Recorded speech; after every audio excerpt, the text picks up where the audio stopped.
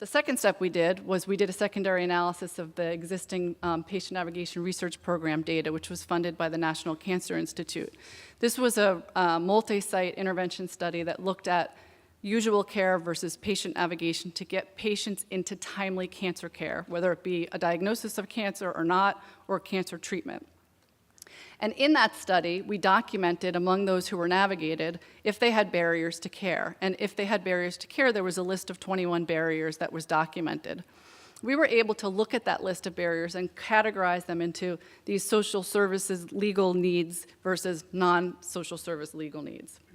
And then we looked to see how was that linked to outcomes. So this is a kind of a reverse survival curve. On the x-axis, it shows the number of days it took to get to a diagnosis of cancer or not for people with an abnormal cancer screening test.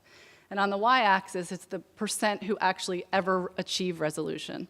So you could see that those three curves diverge.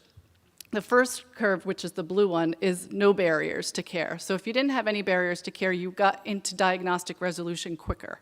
If you had any barrier to care that was not a legal barrier, you had some delay, but you didn't see that delay until about 60 days. There was a divergence in the two groups.